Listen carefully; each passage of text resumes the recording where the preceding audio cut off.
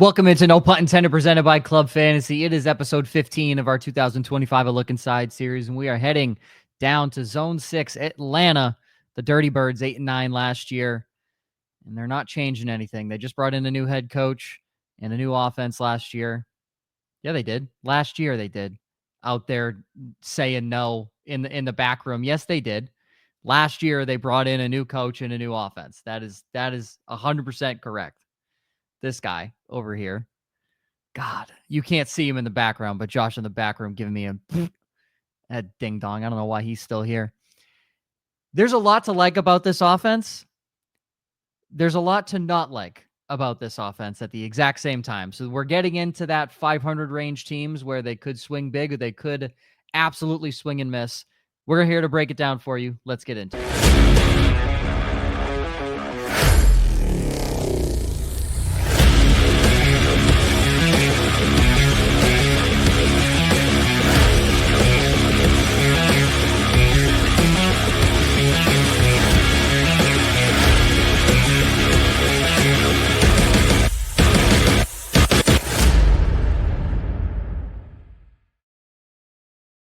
Welcome into No Punt Intended, presented by Club Fantasy. Am I wrong in saying that you really took your sweet time going from new coach, new offense last year? Oh, that's why I was shaking my head. I thought he was right. No, they're bringing back the same coaching staff. I was like, I'm not wrong in that statement, right? Like, I'm not going crazy. He hasn't been there for 2 seasons. I'm not going crazy. Joe, your part made sense to me, and then I was still pulling up my research, so I didn't see Josh telling you were wrong, but wild intro. You know what? That's what happens when you don't write any of these things. You always get these fun intros that nobody ever expects. Usually the background isn't as involved as it was this week. So. God. All right, well, I'll fly through this portion so we can get into it. But 8-9 last year, Morris, Zach Robinson's offense. Both are back for a second year. This is not their first year. Yeah. They're both back for a second year. That's what I've heard. Be sure, promo code WOFF, claim your free pick, first time deposit up to $1,000 in bonus cash. That is on Underdog. Why we use Underdog? Because that's where the degenerates are right now, folks. That's where you can find all the degens on Underdog right now, and that is where we get these ADPs. Best ball, 12-team, half PPR. That is what these rankings are based off of right now. They're starting to balance out a little more as we get closer to July and as we get closer to all these things. But for right now, as time of this recording, we are in June. So obviously you still will see some inflated numbers, especially from the rookie side of things. But luckily today, there's not a rookie in sight to talk about with this offense. Yeah. Here we go. Michael Penix is the QB1 at quarterback 21. Kirk Cousins is backup at QB 37. Bijan Robinson, RB2. Algier backing him up at 48. Drake London, wide receiver 9. Darnell Mooney, 48. Ray McLeod, 89. Kadero Hodge at 147. And Kyle Pitts, tight end, 18. Yikes. Fall from grace, man. Yeah. All right, gentlemen. Ryan, you weren't here for the last two, so I'll start with you. Thoughts and expectations on the team. It's so tough because, like, Zach Robinson, obviously an offshoot of Sean McVay, and all that offense typically does is produce fantasy stars. And we saw it last year with Drake London and Bijan Robinson. The change at quarterback is, I'm going to say unsettling. That's probably not the word I want to use, but like Kirk Cousins sucked last year. And I texted you guys every Sunday about how that line was just getting him killed. And you hope they've improved. And I'm going to talk more about Penix in just a moment because you don't know how, Penix dealt with all those injuries in college. So like they need to keep this kid upright for as long as possible. You don't want another like Joe Burrow situation. I'm not comping Penix to Burrow, but like you said there's so many weapons. Like obviously the fantasy world hates Kyle Pitts now, and that's supremely evident in his ADP. But what Bijan Robinson and Drake London can bring to the table, and even the second layer, what Tyler Algier and Darnell Mooney can bring to the table is super valuable to fantasy. The offense is super valuable to fantasy. You just hate when it's a big old question mark at quarterback. Josh. Yeah, honestly, this offense did exactly what I thought it would last year when we were doing our look back series and kind of like looking at some of our projections. I was not very far off on Drake London at all when it came to targets, receptions, everything. So like I don't really. This is going to be a carbon copy, right? The biggest wild card here is the change of quarterback. And it's the same thing that Minnesota went through last year when they went from Kirk Cousins to what we thought would be JJ McCarthy, but was ultimately Sam Darnold, right? So now you're facing the same thing, going from Kirk Cousins to Michael Penix Jr. But there wasn't that big of a drop in those final 3 games that Penix started when you look at just the passing numbers, right? Like we talk about how maybe, there obviously the interceptions were very concerning with Cousins, and that's ultimately what led to the benching. Ryan, you talked about the offensive line. This is a good offensive line when they are healthy. Yeah. But that's kind of been the problem, is they really were not healthy at all last year. But they were basically throwing the same amount. Like Kirk Cousins was right around 30. What was the number I just had? 32.36 pass attempts per game. Michael Penix was actually higher than that at 33.3 in his starts. So like they didn't really lose a step. It's just Kirk Cousins was driving the ball a little bit more down the field. He was at 7.7 yards per attempt. Penix was at 7.4. But outside of that, the 2 key cogs that everybody cared about, Drake London, Bijan Robinson, they did the damn thing. Yeah. So really, if those 2 are healthy, this offense doesn't miss a beat, plain and simple. Now, if one of them gets hurt, that's when everything blows up. Yeah, all bets are off at that point. I don't know what to expect of this team. I think they're going to be more effective in the passing game. I think they're going to put up better numbers. I think this is better for Drake London and let's Darnell also not Mooney. forget that in those 3 starts, Michael Penix threw 3 interceptions. So like he's averaging 1 interception per game. Yeah. Now, you and hope that goes down in, heading into year 2, but he's still starting week 1. That's his 4th career start. So he's basically still a rookie at this point. Yeah. And that's where, like, if you're going to throw 1 a game, fine. Like your first year rookie, sure. There's going to be games where he throws none. So he's probably going to he'll have 15 to 16 interceptions. If you told me he has 15 to 16 interceptions by the end of the season, wouldn't be surprised either.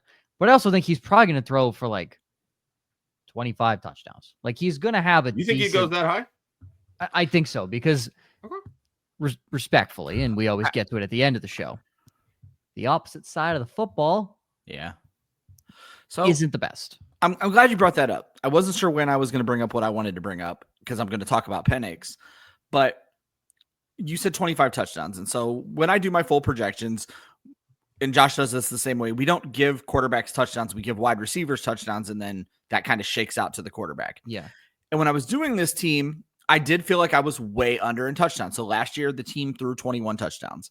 I only have them throwing 23, and that felt low because I like you, Joe, was expecting a better offense with Michael Penix. But here was the issue. When I go and look at the players, I don't feel like giving anyone else a touchdown. I don't look at any of these guys and be like, he needs that. I have Drake London at 9. Obviously, we've seen bigger numbers from wide receiver 1s. I have Darnell at 5. He could get to 7. So that's the kind of stuff it would take for them to get to your 25. But like right now with me moderately, I only have the team at 23. And I just, again, we don't know. That's exactly where I put him at, was 23. Yeah. I have London at 11 touchdowns. I only have Mooney with 4. Yeah. And I played the numerology game with Pitts, and I gave him 5. I gave him 4 again, but I remember when we figured that out a few weeks ago. Why I said this, I think his touchdown interception ratio is 1.5 to 1. So I think 25 is roughly 1.5 to 1. I have him at 22 and 12. I have him at 22 and 13. So I mean, that's 22 and 12. That's almost 2 to 1. That's pretty good. Yeah. Like I see him at 1.5 to 1, and he could go higher, 2 to 1. But if I'm telling you he's throwing 15 interceptions, I don't think he's throwing 30 touchdowns. So that's where I'm sitting at like the 25. So as mentioned, they have 3 first-round picks on the offensive line. I mean, they're not slouches. When you look at how this team is built, 3 picks on the offensive line, as you just said, but then the 3 weapons, Pitts, Bijan, and London, like this is first round team, picks. And then Penix, like literally, this is a team built to ball. There are 2 starters on the team that are not excuse me, 3 starters on the team that are not first round that's picks. wild. The center, the left guard, who was a second round pick in Darnell Mooney. That's pretty good, guys. I agree. When you sit there, that's pretty good. And that's why I didn't love that they hired Raheem Morris. Not because you go to the defensive side of things. We go to the defensive side, but not because I don't think he's qualified or doesn't deserve another chance as a head coach. But you saw what he did previously, and it wasn't great. Yeah. And then you don't bring in an established offensive guy. I was gonna say, I think you just hope that he'll leave Zach Robinson alone, and that could be good things. So, and that's the thing. Robinson did well last year. Like this, I like him. Played well. I mean, outside of the interceptions with Cousins, I thought it was a pretty well called offense. Like they didn't have a lot of like horrible blunders. I mean, granted, I'm catching most of the games through Red Zone. So, they're not highlighting a lot of, any inconsistencies or anything like that. But at the end of the day, as I mentioned, this offense goes through Bijan Robinson and Drake London. Drake London's averaging over 12 yards a catch. Bijan Robinson's 4.6 yards per carry. They know what they're doing. Like, they're going to get yards in chunks. So, and Drake London has over a 50% contested catch rate over his 3 seasons. Kid like, so good. just put it in his area and he's coming down with it. So called it. Like everything is set up for this offense, even if it's not called well, to at least be respectable. And if Darnell Mooney can, even improve upon last year, like he had over 100 targets, was this close to 1,000 yards, you give this team a secondary passing option, like they're going to be that much better. And let's not forget, Kyle Pitts is heading into a contract year. Yeah. So like, there's going to be something that steps out here. No, he sucks. I think with him, it's just it boils down to opportunity and skill. Is there a possibility catch rate has like dropped immensely since his rookie season? That was gonna be my question. Is there a way to tell me Drake London's contested catch rate over NFL history? Like, where does that compare? I think he was top 10 last year, just in terms of like the top 12 receiving options, the active players. But yeah, I want to know, like, because I'm thinking in my head like Calvin Johnson's the best 50-50 guy that comes to my head when I'm sure there's a way to look at it, but I don't have it off. I wasn't sure if that was easily accessible. We won't go there. We will start at the receiver though, because we are talking about Drake London, and he's going as the wide receiver 9. Yeah. And where he sits, again, it's really hard, who would you rather take in this situation? You're going to want probably all these guys. Like, that's not even there's rarely a guy that sits within the top 12 where we sit there and say, no, we just wouldn't want him on our team. That's very rare. So you're here and you're playing the game of who do you want to be your wide receiver 1? Yeah. That's the game. We're going to go 2 above. We're going to go 2 below, because I'm going to take a guess and say, none of you are taking him over Jamar Chase, Justin Jefferson, or CeeDee Lamb. Nope. None of you are taking him over Puka Nacua. Nope. No one's taking him over Malik Neighbors. Nope. Maybe Amon-Ra St. Brown, but even then, I still don't think that's happening. So that's when you get to the 2 above, wide receiver 7. Nico Collins or Drake London, Ryan. So it's so funny because Nico Collins is going to come up in the episode we're going live with right after this, that I just feel myself in this like conundrum with Nico Collins, because I don't like him as much as I like Drake London, but when he stats out in PPR every bit as good, if not better than Drake London. On the board, I'm taking Drake London 10 times out of 10. Josh. The big separator here is Nico's just a better downfield threat. And that's why I have him statted out higher. He's my 7, London's my 10. I'll be perfectly. I have Nico 2 spots ahead of London right now, and I would still take London. But on the board, who would you take? Drake. I'm taking London. And that's why this game is it doesn't look at as much as projections. It's you're on the clock. You want a wide receiver 1. Who are you taking? Yeah, it's always a good exercise for me because it helps me find deficiencies in my rankings as well. That's true. I mean, I think there's situations where I would go either way. In all honesty, like I think it really is a true coin flip. Pride Month. I probably would feel better with the game breaking ability with Nico. He didn't even break. But whatever. I don't even know if you heard me. I didn't. No. Okay. Sure. Ryan did, and it was funny. You'll hear it on the playback. Reminder, this was recorded in June, everybody. I know this won't get released till after, but this was recorded in June. I'm not going to ask Josh Brian Thomas Jr. because I know your answer. Ryan, BTJ. It's Brian Thomas Jr. for me. Okay, that's what I figured. Then you go Drake London, AJ Brown, or Drake London. Ryan. the running joke on the show on every Club Fantasy show lately has been AJ Brown versus Nico Collins. So my answer is precisely the same. Like AJ Brown deserves a lot more respect than what he's getting, but I'm still going to take Drake London. Josh. Brown still runs the risk of being trapped in a run first offense. Yeah.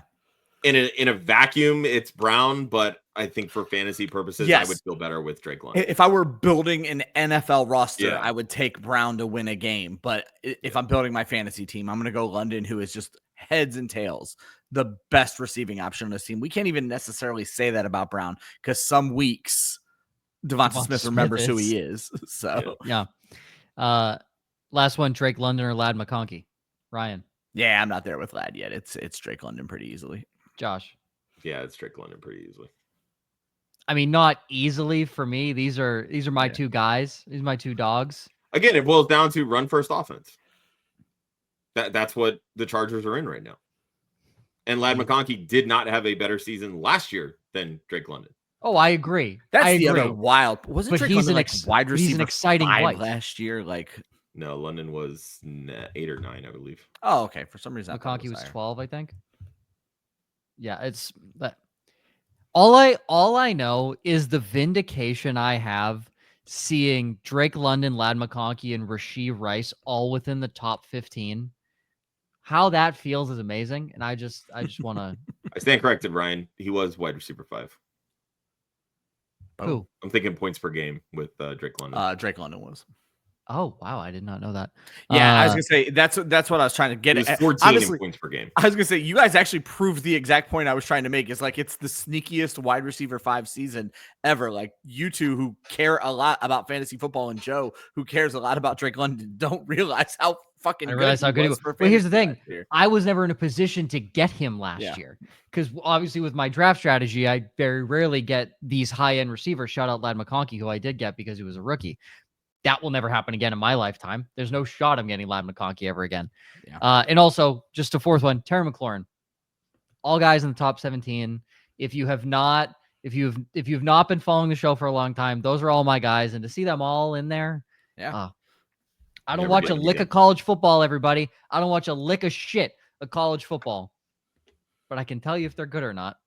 And I'm just waiting for James Prochet's day. I'm waiting for someone to give the undersized receiver a chance. Pretty sure that I'll throw this out with Drake London because I feel like all of us feel that he's very appropriately priced at wide receiver 9. He could obviously go up a few spots. He could go down a few spots. It is what it is. But I just want to look at target share because overall last year, 9.3 targets per game. That is pretty elite when you're talking about wide receiver numbers. In those 3 games with Michael Penix last year, 29.6% target share, 37.1% target share, 47.4% target share in week 18. Do you think Michael Penix saw the above 50% contested catch rate and was just like, okay. Yeah.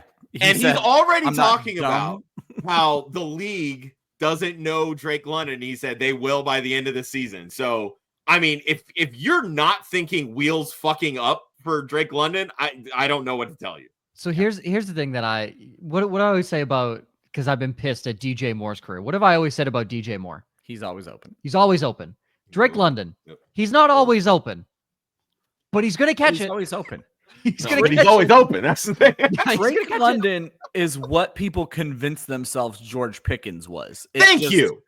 Like they just they didn't. London's built. George Pickens is not built. And London knows how to score touchdowns. Yeah, but what I'm saying is, and you guys both got what I said.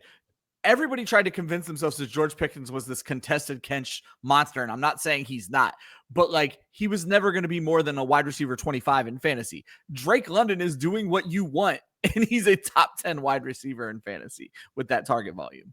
I'm a George Pickens defender. You are. They are not even close to the same player. They are not. But George Pickens does make some absolutely Seeing them on the insane same catches. Seeing them on the same team And would have yet, been wild. for a career, he still doesn't have the same contested catch numbers that Drake London does. Oh, I believe that because, well, when Mason Rudolph and other people are throwing it to you, the contest tends to go 80-20 to the defender. Yeah. I was going to Just say, I mean, saying. honestly, he's put in more contested catch situations because of that. But Yes, and also Drake London. Let's not discount the fact that Drake London also had Desmond Ritter as a quarterback his first 2 years. Excuse me. Okay, That's Ryan. elite. Ryan's favorite 2021 quarterback. The guy that's not even in the league anymore. Okay. Yeah, because the league's hating. Okay, Yo, they don't like greatness. They didn't Also- want to see him win. Pickens listed at 6'3", London listed at 6'4". The big difference: London's 15 to 20 pounds heavier Exactly. than George Pickens, so that's really going to help your contested catch. Yeah, I did not mean to turn this into a Pickens argument. I love George Pickens. Okay, to the quarterback, because this is what's interesting is he's going a quarterback 21. So obviously nobody is taking this guy as their quarterback, right? I mean, unless you're in a league with a Falcons fan who has the utmost confidence in just wants to wait until the final round to take Michael Penix as his quarterback. Yeah, which will happen. Which will happen. I'm not denying that whatsoever. He is a super flex option. Yep. For a lot of people. So we will play the super flex option game. Ooh, that's Because- my QB2. Obviously, we're not drafting backups in 1QB leagues, folks. That is a rule of ours. We don't do that. That's just not happening here. So what we do is we're going to play a little super flex. Again, 2 up, 2 below. I might even go 3 below because there is an interesting name. But 3 up is JJ McCarthy. And I don't think any of us are taking JJ McCarthy over Michael Penix. They feel like the same guy this season, to be perfectly honest. One's throwing to Justin Jefferson, the other's throwing to Drake London. One's not coming off an rushing yards though. JJ's going to get you rushing yards. Penix is not.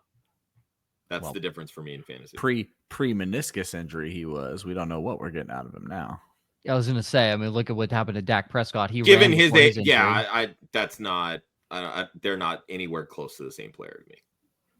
I have them next to each other in my rankings. I have McCarthy up by a singular point. So On the guess clock, I have who McCarthy are you at 21 taking? and Penix at 26. if I'm on the clock, I'll take the guy tied to Justin Jefferson. I'll go McCarthy. Okay. All right. I like Penix a lot, so I would take Penix. Trevor Lawrence or Michael Penix, Ryan? I'm a big Trevor Lawrence guy this season. I see the bounce back in the cards. So. Josh? T-Law easily. Burned me last year. Not even a question. Michael Penix. See ya. Trevor Lawrence, you're on the shit list for at least 2 more seasons. CJ Stroud or Michael Penix, Ryan? I'm a believer in the bounce back. Give me CJ Stroud. Josh? It's Stroud. But let's also not forget, this is going to be the same offense in Atlanta and Houston. Nick Haley that's coming in and running Houston's offense is a direct from McVay, the same thing as Zach Robinson. So interesting. For everything we're saying about Drake London, it all applies to Nico Collins, plain and simple. So I'm gonna recant my rookie year statement of CJ Stroud and go back to my year 2 and pre-draft statement. Ohio State quarterbacks suck because he was bad last year. So I will go Michael Penix. Josh, I love that I didn't make that connection, and I do have these teams statted out so eerily similar. It's ridiculous. Yep. So. Yep. Then Penix is sitting there at 21. Tua or I was gonna say Tua or Ryan. Tua or Michael Penix, Ryan. Yeah. Definitely take Tua over me, but take Michael Penix over Tua. I made this argument a year ago, coming into last season, that Tua led the league in passing and was like the QB 14. He gave us his best, and it was not good enough. I am not trusting this man in fantasy football. Where were you on the Dolphins show, Josh? I mean, Ryan, you literally just said it. We've already seen the best from Tua. So, like, we haven't seen anything from Penix to prove that his best is any better than what we've already seen from Tua. That's fair. So why wouldn't you take Tua at that point? Take the guy who led the league in passing. Exactly.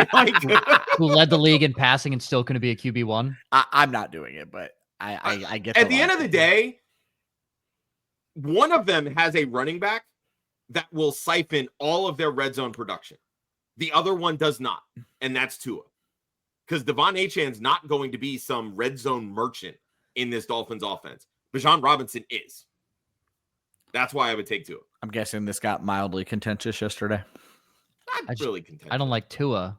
Yeah, I know. No, that's I don't like Tua. You're talking about a Patriots fan hating on the Dolphins. Like, we knew how that. And I give respect to Tua that we can't beat him. I know if Tua got to play the Patriots every week, he'd be undefeated, and the Miami Dolphins would be back to the only two teams in history to have undefeated seasons. But he can't play the Pats every week. And he'd still be QB 18. He's 6-0 in his career, 5-0 in his career against the Patriots. However many games he started. Interesting. Yeah, didn't know that. Mm-hmm. He's undefeated against the Patriots. So in his career, if you take the games out from the Patriots, his win percentage drops like 10%. So that's all I'm saying. Yeah. He's not that good. He's not as good as people think he is. Bryce Young or Michael Penix. I know this. This is a tough one for Ryan, but I think it's Bryce Young. If we're asking Ryan, it's Bryce Young all day. Yeah, Josh.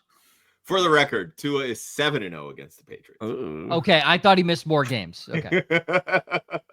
No, that's no, it's Bryce Young. And I'll go back to the same thing with JJ McCarthy. Rushing upside. Penix does not offer any. Bryce Young does. So we got into a little bit of a debate on this in the background, and this is kind of what I was going to talk about with Penix. You already hit a lot of my points, Josh. That the team threw the ball the exact same amount, so there's no reason to think it's going to be a different offense. But this was the big debate we got into, like I said, in the back in the private chat for football guys. It was, can Penix run? Because athletically, he's hella athletic. I think he ran like a nice 40. I'm not going to quote numbers because I'll be wrong.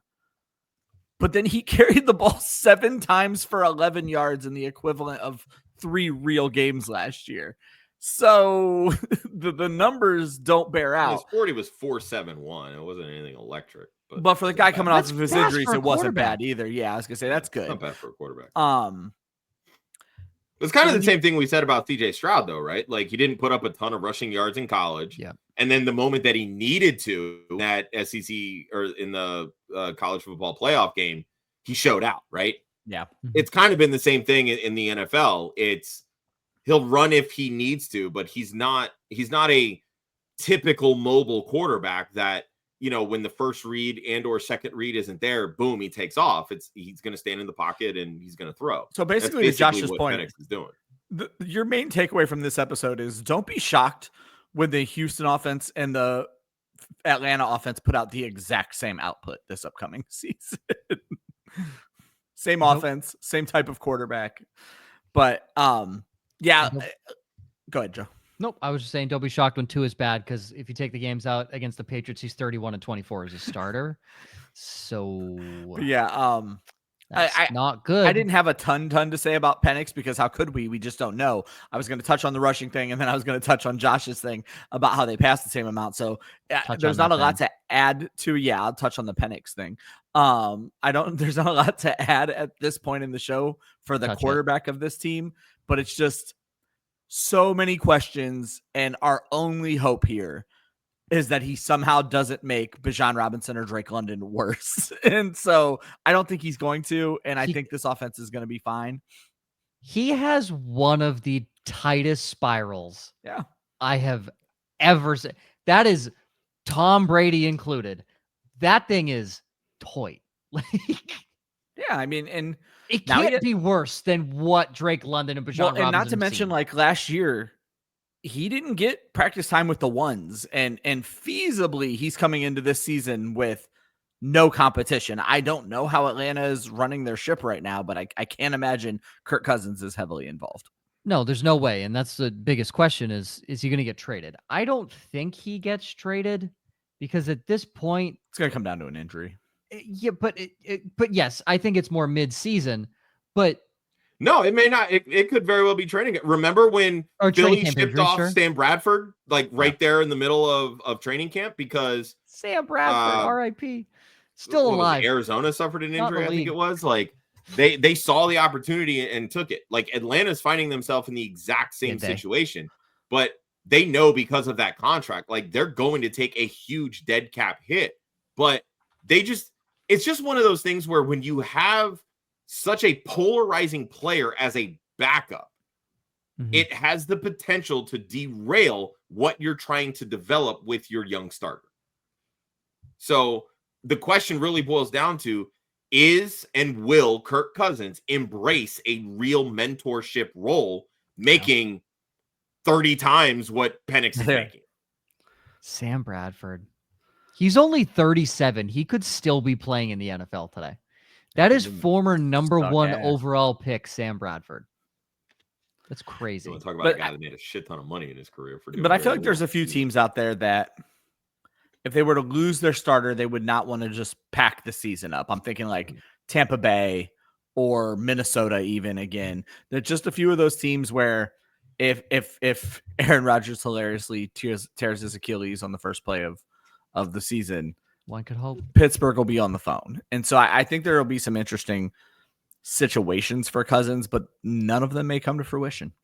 Yeah, the reason I say I don't see it is because if you're the Falcons, you would have already done it and you would have saved the money on the cap hit. Yeah, because they've already paid all of his bonuses and everything. Exactly. So it would have happened by now. It would have happened, it would they have to be made an offer they can't refuse, sort of thing. So yes. So while that is true, it's probably going to come down to an injury or something where somebody doesn't want to throw away their season. I don't see it unless that happens. Yeah. Yeah. I mean, if they trade him now or, during training camp or whatever, they have $12.5 million dead cap. That's not 27.5 cap savings. Well, and then it doesn't matter anymore because they're not signing anybody. Like you're true. But I mean, they're already like bottom 5 in the league right now in cap space. And then you have to figure he's got a $40 million cap number. How many teams can actually take that number afford that? Cleveland. Oh, wait. No. They have a quarterback with a $70 million cap number or whatever. Yeah. So I mean, just looking at the ones that have 70. more than 40 million, the only 3 teams, Patriots, 49ers, Lions. Oh, of 2025 space available. Mm-hmm. Well, and that's interesting. The Lions are an interesting team because they would obviously want to go to Teddy Two Gloves, but like if they're contending, he retired. Oh, did he officially hang him up? I just know he's been in and out with that high school team. Well, they're certainly not going to my guy. They're not going to my guy Hendon Hooker.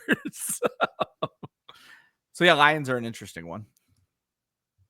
Sorry, just because I know I was stalling so you could look it up. Yeah, just because we love funny shit on the show. Before we get into our final best bets, Deshaun Watson's cap hit this year is $36 million. Oh, that's right. They kicked the can again. I forgot about that. So yeah, it jumps up to like 80 something next year. Would you like to know his dead cap hit? 116 million. $167 million. Oh, I had that is the wrong place. They've kicked so much of that contract down. That is, I'm not kidding you. That is over 50% of the Cleveland Browns cap space. Yep. If they cut him, he would take up 50%. They cannot roster a lineup next year if they cut. Yes, like legitimately, like they would need to go to the bottom of the barrel vet minimums across the board. In next year's cap, it's $80 million, which is 26% of the team's cap. In his dead cap is 131, which would be about 40%, even more of the team's cap. So he's not going anywhere, which is insane. Aside, it's not the Brown show, just a fucking insane contract that needs to be studied, because there's not a worse contract in sports history, right? Well, like I said, from what I understand, the Haslams made enemies of the rest of the NFL by that contract. That's how bad that contract was. The rest of the league was upset. Like that makes the Bobby Bonilla contract look like. Did you seriously just say he did? Bonilla, whatever. Bonilla, baby. Bonilla. Whatever. Come on, Bobby man. Bonilla. It's fine. It's fine. Everything's fine. Best bets. Josh, you have Bijan to win Offensive Player of the Year. I love this, by the way, Josh. I almost didn't. Good odds. Yeah. Yeah. I mean, for somebody that we know is going to see so much volume, and for most people, I have him as my clear-cut RB1 going into this season. That's a recipe for an Offensive Player of the Year. Offensive Player of the Year has become the best receiver or the best running back award. That's what the award has become. So I just found it really interesting, though. You know who has the next best odds? Nico Collins at plus 1,700. What? On DraftKings, yeah. Do we think Nico's going for 1,815 touchdowns? What do we? Guess. The same odds as Justin Jefferson. That is wild to me. Like, what is in the water in fucking Houston that people think that Nico is going to become the next big thing? That's going to make me look really dumb in the next episode because, like I said, I have issues with Nico for the next episode. So. Okay, sure. We all had issues with Anthony Richardson last year, and nobody fucking listened to us, and we were right. So I think it's okay to have issues with Nico. Let me be clear. I like Nico. I just don't like where Nico's being drafted right now. But anyway. Ryan, your bet is Kyle Pitts over 549.5 receiving yards. That's minus 137 on Prize Picks. We're really digging in here. I'm going to be so I've been just trying to focus on players. There were no fun ones with this team, really. Josh got the best one. Drake London's is also way too low, and it's the same odds. It's 1050 for Drake London. But Drake London only has one season above that, which was last season, obviously. Pitts, the case is a little stronger. 1,000 his rookie season, obviously a terrible second season at 356, but he only played 10 games. And then 667 and 602. I think this line is wildly off. I know nobody likes Kyle Pitts, but I already forget what the number is, 550 or something. I'm looking at like 550 right now.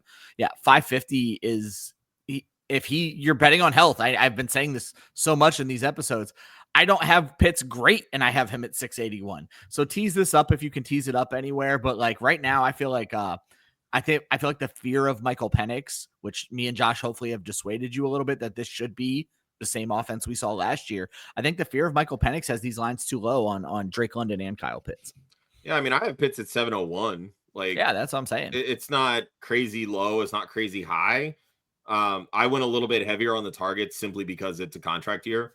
But I mean, those targets are either going to stay with Pitts or they're going to shift to Bijan Robinson, plain and simple. Yeah. Like this McVay system, like they'll use the tight end, but it's usually if like one of the two wide receivers is hurt or the running back decides not to catch passes. Like, I mean, this could be a scenario where they end up feeding Bijan Robinson 350 carries. So maybe they don't throw to him 80 times like they have the last couple of years. And if that's the case, then those targets are going to go more towards Pitts. Yeah. So like I have Pitts at 88 targets and 701 yards, but like, even if you drop him down to 67, 70 targets, whatever it is that, you know, I think he was at 70 last year and he cleared this. Like, this is a pretty easy bet. Yeah, I agree with you, Brian. I like this. Your quick defensive hits here towards the end for best bets. They added reliable vet Morgan Fox, Devon Diablo, who just can't stay healthy, Leonard Floyd, who can't pass rush unless he's opposite a premier edge rusher, and Jordan Fuller from Carolina, the safety. On paper, and their rookie edge rushers. I haven't gotten there yet. On paper, their defense isn't horrible, but like their secondary's okay. But the issue is they're not good enough with this pass rush that they currently have. They added Jalen Walker and James Pierce Jr. in the draft. I don't know why. It's giving me Vic Beasley vibes, who they took in the first round and was an absolute dud. I don't think Leonard Floyd's going to have a good season. The only guy I feel good about, obviously, of course, my dog, Jesse Bates. But Caden Ellis, for those who don't know, Caden Ellis was the linebacker 3 last year. Yeah, lots of tackles. Caden Ellis is really good. So I would take the over on Caden Ellis's tackles, wherever that sits. And if you can get this, the under on the team defense sacks, because there's no way it's always one of they the are worst hitting sack that. Teams in the NFL. So. This is the worst sack team in the NFL over the last 3 years. This isn't a joke. I think they have under 40 sacks in the last 3 years. Yeah. It is atrocious. I think they were how under bad they 30 the last couple of years. Atrocious. The last 3 seasons. They have been horrible. So do not, go under. They do have apparently a Lamar Jackson at corner on defense. So that's kind of cool, I guess. That's right. So we'll see. That's the Falcons, folks. Next episode, that's going to put us halfway through. And the team's going to get us halfway through. Oh, baby. It's about a halfway sized quarterback. Kyler Murray and the Arizona Cardinals. It's going to be a tough one, guys. I'm not going to lie to you. It's going to be a tough one. I won't be here for it. I say Joe's skipping it. Thank God. Can't talk about a kid running around trying to steal the Oreos from his parents. Oh, no. Probably best for Kelly I'm not on the show because Yeah, Kyler Murray. My goodness. That'll be the next one. It'll be halfway through our look insides. And you can stay tuned for all those. Always remember, defense wins championships, offense wins fantasy football. We will see you